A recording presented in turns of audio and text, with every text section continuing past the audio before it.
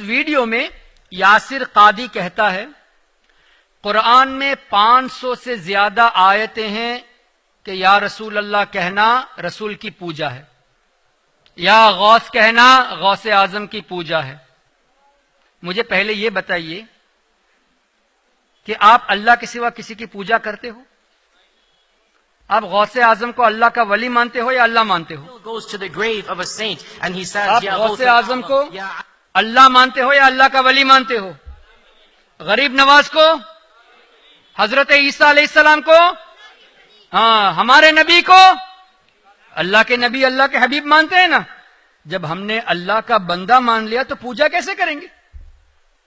اللہ مانیں گے تو پوجا کریں نا۔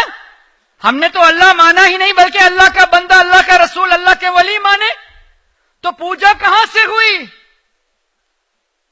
کفار بتوں کی پوجا کرتے تھے، اس پر آیتیں نازل ہوئی کہ یہ کفار بتوں کی پوجا کرتے ہیں، اللہ نے برائی بیان کی، اور ان آیتوں کو لے کر تم ہمارے اوپر فٹ کرتے ہو کہ یا غوث اعظم کہہ کر ہم نے غوث پاک کی پوجا کر لی، یا غریب نواز کہہ کے غریب نواز کی پوجا کر لی، یا رسول اللہ کہہ کے رسول کی پوجا کر لی۔ کیا یہ ہمارے اوپر تہمت نہیں ہے؟ الزام نہیں ہے؟ آپ مسلمان، الحمدللہ ہم مسلمان، ہم رسول کو رسول مانتے ہیں اللہ نہیں، ولی کو ولی مانتے ہیں اللہ نہیں، اور یہ ہم پر الزام لگاتے ہیں کہ تم ولی کو بھی اللہ مانتے ہو، نبی کو بھی اللہ مانتے ہو، یعنی ہم مسلمانوں کو یہ مشرک بناتے ہیں۔ غصہ نہیں آئے گا؟ آئے گا کہ نہیں؟ کلمہ پڑھنے والے کو آپ مشرک مانتے ہو، مشرک بنا دیتے ہو، وہ بھی قرآن شریف کی آیتیں جو آپ کے اوپر نازل نہیں ہوئی بلکہ بتوں پر نازل ہوئی، کافروں پر نازل ہوئی، ان آیتوں کو فٹ کر کے ان کو تم مشرک بنا دیتے ہو۔ کیا غصہ نہیں آئے گا؟ وہ بھی ایک نہیں، تم کہتے ہو کہ 500 سے زیادہ آیتیں ہیں۔ اب سنیے اس کی زبان سے۔ I find it amazing that a Muslim says La ilaha illallah, which translates as there is no deity worthy of worship other than Allah, and dua is the essence of worship, and yet he still goes to the grave of a saint and he says Ya Ghawth al-A'zam, Ya Ali, Ya Abdul Qadir al-Jilani, Ya Fulan, Ya Allan, give me this and give me that. Where is our iman and taqwa? Where is our understanding of La ilaha illallah? Anybody who turns to other than Allah for dua has not understood the meaning of La ilaha illallah. And that is why Allah subhanahu wa ta'ala says in the Quran, you know there are over 500 verses in the Quran. And I'm not exaggerating. Over 500 verses where Allah prohibits making dua to other than Him. Explicitly.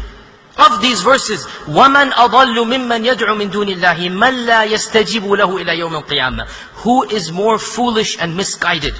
Not even Iblis fell into this. That's why Allah is saying this. Who is more... سنا نا؟ there are more than 500 verses. سنا کہ نہیں؟ اور بعد میں یہ بھی کہا کہ I am not exaggerating. میں مبالغہ نہیں کرتا، حقیقت میں 500 سے زیادہ آیتیں ہیں۔ سنا آپ نے؟ there are over 500 verses. اور آیت کون سی پیش کی؟ وَمَنْ أَضَلُّ مِمَّنْ يَدْعُو مِن دُونِ اللَّهِ مَنْ لَا يَسْتَجِيبُ لَهُ إِلَى يَوْمِ الْقِيَامَةِ وَهُمْ عَنْ دُعَائِهِمْ غَافِلُونَ۔ بتا کیا رہا ہے؟ آج مسلمان کچھ ایسے ہیں جو لا الہ الا اللہ تو پڑھتے ہیں لیکن یا علی، یا عبد القادر، یا غوث الاعظم کہہ کے ان کی پوجا کرتے ہیں۔ کہا کہ نہیں؟ سنا آپ نے؟ اور آیت کون سی پیش کی؟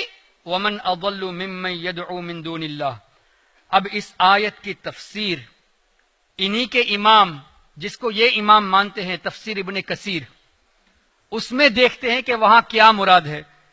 غوث پاک مراد ہے، یا نبی مراد ہے، یا بت مراد ہے۔ تفسیر ابن کثیر، اور یہ پبلش ہوئی ہے دارالسلام سے، یعنی سعودی میں دارالسلام جو پبلیکیشن ہے وہی وہابیوں کی کتاب پرنٹ کرنے کا سب سے بڑا اڈا ہے۔ آج کے بعد کوئی بھی کتاب اگر آپ دیکھیں جس میں دارالسلام لکھا ہو، سمجھ لینا کہ اس میں یقیناً کوئی نہ کوئی خامی ہوگی، اور ہے۔ تفسیر ابن کثیر میں بھی کئی حدیثوں کو انہوں نے نکال دیا ہے۔ انشاءاللہ کبھی موقع بنا تو میں آپ کو دکھاؤں گا کون کون سی حدیثیں نکال دی ہے۔ ہمارے نبی کے فضائل میں جو حدیثیں تھی اس کو ہٹا دیا ہے، شارٹ فارم ایبریج لکھا ہے، یعنی شارٹ فارم۔ تفسیر ابن کثیر کو ترجمہ تو کیا ہے لیکن شارٹ فارم میں کچھ حدیثیں نکال دی۔ ارے حدیثیں نکالنا ہی تھا تو نبی کی فضائل کی حدیثیں کیوں نکالی؟ نکالی نبی کے فضائل کی حدیث.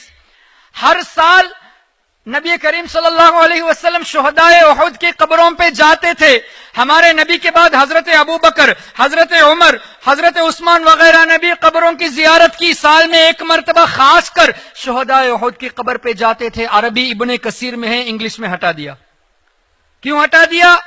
تاکہ یہ ثابت کرے کہ سال میں ایک مرتبہ جو عرس کرتے ہو نا وہ حدیث میں نہیں ہے، جبکہ سال میں ایک مرتبہ ڈیٹ فکس کرنا یہ حدیث میں ہے. ابن کثیر نے لکھا ہے لیکن انگلش ٹرانسلیشن میں ہٹا دیا ہے، تاکہ انگریزی پڑھنے والے کو اگر آپ کہیں گے ابن کثیر میں تو کہے گا کہ اس میں تو ہے ہی نہیں، تم جھوٹ بولتے ہو. تو دارالسلام پبلیکیشن کی کوئی کتاب آپ ہاتھ نہیں لگائیں گے، چاہے وہ ہمارے نبی کی تعریف میں ہو، چاہے ولیوں کی تعریف میں ہو. اگر پبلیکیشن دارالسلام ہے تو سمجھ لینا یہ زہر ہے اور بہت بڑا زہر ہے، کبھی بھی ہاتھ نہیں لگانا. تفسیر ابن کثیر میں کیا لکھا ہے اس آیت پر؟ ومن اضل، یہی آیت پڑھا نا، ومن اضل ممن يدعو من دون اللہ. میں نے اس کو ہائی لائٹ کیا ہے، دوز ہو انووک آئیڈلس، جو بتوں سے دعا کرتے ہیں، بتوں کے پاس جا کر مانگتے ہیں. کیا ہم بتوں کے پاس جا کر مانگتے ہیں؟ تو یہ کیوں کہا کہ یا رسول اللہ کہنا، یا غوث پاک کہنا شرک ہے؟